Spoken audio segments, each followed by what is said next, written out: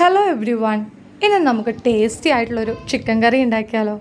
കുട്ടികൾക്കൊക്കെ ചിക്കൻ വറുത്ത് കറി വയ്ക്കുന്നതാണ് ഇഷ്ടം. അപ്പോൾ ചിക്കൻ വറുക്കാതെ തന്നെ വറുത്ത ചിക്കൻ കറിയുടെ ടേസ്റ്റിൽ നമുക്ക് ചിക്കൻ കറി ഉണ്ടാക്കാം. അപ്പോൾ അതിന് വേണ്ടിയിട്ട് കഴുകി വൃത്തിയാക്കിയ 1 കിലോ ചിക്കൻ എടുത്തിട്ടുണ്ട്. 2 വലിയ സബോള അരിഞ്ഞത്, 2 മീഡിയം സൈസ് തക്കാളിയും 2 പച്ചമുളകും കൂടി മിക്സിയിൽ അരച്ചെടുത്തത്, ഇഞ്ചി വെളുത്തുള്ളി പേസ്റ്റ്. ഇനി നമുക്ക് സ്റ്റൗവിലേക്ക് പാൻ വെച്ച് കൊടുക്കാം. നമ്മൾ സാധാരണ ഒഴിക്കുന്ന ഓയിലിനേക്കാളും ഇത്തിരി കൂടുതൽ ഓയിൽ നമ്മളിവിടെ ഒഴിക്കുന്നുണ്ട്.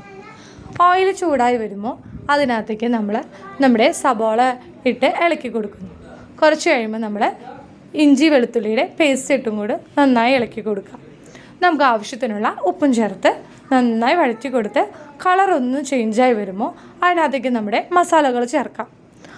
1/2 സ്പൂൺ മഞ്ഞൾപ്പൊടി ആണ് ഇവിടെ ചേർത്തിരിക്കുന്നത്. ശേഷം ഒരു സ്പൂൺ തൊട്ട് 1.25 സ്പൂൺ വരെ മുളക് പൊടി ഞാനിവിടെ ചേർത്തിട്ടുണ്ട്. എരിവനുസരിച്ച് നിങ്ങൾക്ക് കൂട്ടുകയോ കുറയ്ക്കുകയോ ചെയ്യാം.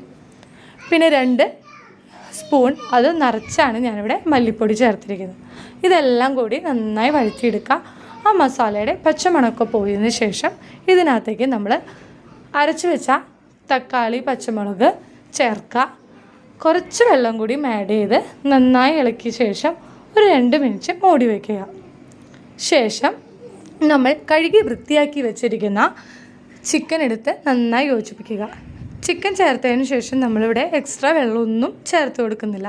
ഇതിനകത്തുള്ള വെള്ളത്തിൽ തന്നെ അത് കുക്ക് ചെയ്ത് വന്നോളൂ.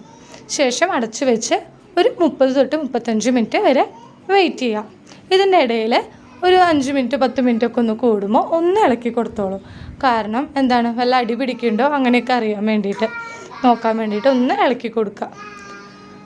എന്നിട്ട് ഒരു 30 മിനിറ്റ് കഴിയുമ്പോൾ നമ്മൾ തുറന്ന് ഇതിനകത്തേക്ക് 1 സ്പൂൺ ഗരം മസാലയും കൂടിയും ചേർത്ത് നന്നായി മിക്സ് ചെയ്ത് ഒരു 5 മിനിറ്റും കൂടി മൂടി വെച്ച് ശേഷം ഫ്ലെയിം ഓഫ് ചെയ്യാം.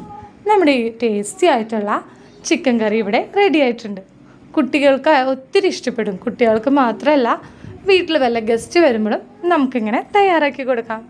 അപ്പോൾ എൻ്റെ ചിക്കൻ കറി ഇഷ്ടമായെങ്കിൽ എല്ലാവരും ഇതൊന്ന് ട്രൈ ചെയ്ത് നോക്കണേ. പിന്നെ മറക്കാതെ സബ്സ്ക്രൈബും ചെയ്യണേ.